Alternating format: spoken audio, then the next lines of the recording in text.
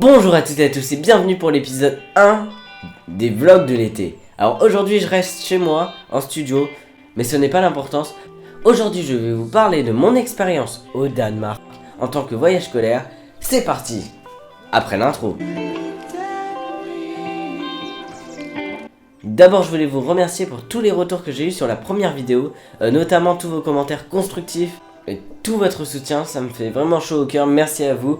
Et n'hésitez pas, comme au premier épisode, à me dire ce qui va et ce qui ne va pas dans cet épisode, dans les commentaires, en restant bien sûr poli et constructif. Alors, revenons à nos moutons.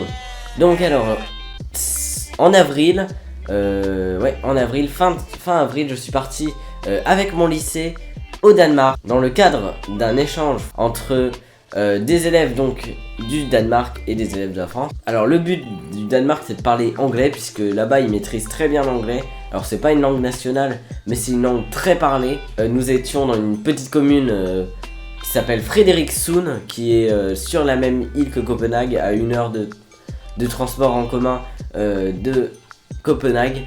Donc voilà un petit plan. Tout d'abord je voulais revenir sur mon expérience en général. D'abord c'était sympathique puisque c'était avec des correspondants qui étaient déjà venus en France. Du coup on les connaissait un peu et c'était pas une famille d'accueil comme certains voyages scolaires et où des fois c'est très décevant. Et là c'était vraiment sympathique. Moi j'étais logé dans un appartement juste à côté du lycée. Voilà. Donc alors nos correspondants étaient un petit peu plus âgés que nous. C'est-à-dire ils avaient 18, 19, 20 ans à peu près dans les zones là. Et donc là-bas le système scolaire a aucun rapport, donc je pourrais pas vous dire une équivalence de classe en fait. Il est un peu particulier leur système scolaire, mais en tout cas ils sont comme ils sont dans un gymnasium, ils appellent ça, et qui est l'équivalent du lycée en France. Donc maintenant que le contexte est placé, je vais tout de suite vous expliquer un peu 3 points importants sur mon voyage. Alors tout d'abord on va commencer par le point le plus important étant lycéen. On était avec donc nos correspondants en cours avec eux pour voir comment ça se passait, etc. Bon, bien sûr, on ne suivait pas parce que les cours étaient en danois, donc comme on fait qu'anglais, c'est compliqué de suivre. Hein. Même qu'il y a 2-3 mots qui sont à peu près transparents, mais ça s'arrête là. Apparemment, ceux qui faisaient allemand comprenaient plus de choses parce que la langue se rapproche de l'allemand, plus de l'allemand en tout cas que d'une langue latine comme le français. Donc en cours. Déjà, contrairement en France, les cours sont 100% numériques, donc il y a des ordinateurs pour tout le monde. Donc les examens se font sur ordinateur, c'est-à-dire l'équivalent du bac, tout est fait sur ordinateur. Les cours sont sur ordinateur, il y a des tableaux à craie et des tableaux numériques, même s'ils ont tendance à beaucoup utiliser les tableaux numériques par rapport à ceux à craie, ça paraît logique. Les élèves sont hyper libres, alors quand je dis libre, ils peuvent arriver en retard, ça n'a pas d'importance. Ils peuvent quitter le cours en plein cours, ça n'a pas d'importance. Ils peuvent aller aux toilettes et revenir, ça n'a pas d'importance. Le prof fait comme si rien n'était, en fait c'est normal pour lui. Donc par exemple, si, comme les cours font 1h30, si tu as envie d'aller aux toilettes, bah tu peux y aller, tu demandes à personne, tu y vas, tu quittes la salle de cours. En fait là-bas, on est plus sur un enseignement, en fait c'est toi qui travailles pour toi. Voilà, alors aussi les tables sont des tables sur roulette pour la plupart des salles. Donc c'est à dire que on peut les déplacer pour que ça soit plus facile de faire des travaux en groupe. Puisqu'il faut savoir que par exemple le prof va laisser 20 minutes ou 30 minutes pour faire voilà, les exercices qu'il a donnés. Et pendant ce temps, alors les élèves se réunissent en petits groupes suivant les affinités. Et donc ils ont le droit de bouger les tables pour faire voilà, un petit îlot de travail.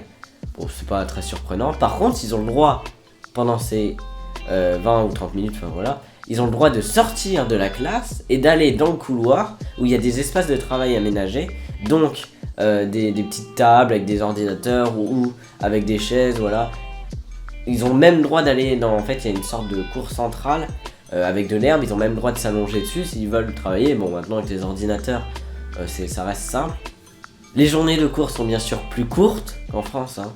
Voilà, 15h30 à peu près la fin des cours. Après ça dépend des emplois du temps bien sûr. La pause déjeuner est que de 30 minutes et pas d'1 heure comme en France. Mais il n'y a pas besoin parce qu'en fait là-bas ils peuvent manger en cours. Donc des fois il y en a ils mangent en cours. Et puis en fait le midi ils mangent très peu, un sandwich ou comme aux États-Unis une lunchbox qui ramènent donc de chez eux.